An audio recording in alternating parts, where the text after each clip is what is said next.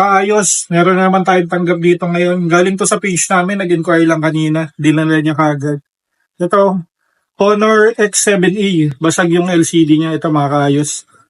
Nabagsak daw eh. Nag-scatter daw yung asawa ni ma'am. Nabato yata. Pero makaayos, palitan natin to.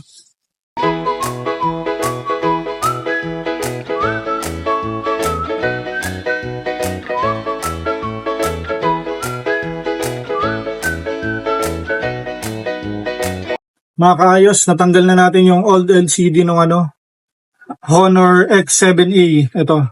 Nalinis ko na rin mga kaayos yung gilid. Natanggal na rin natin yung old glue.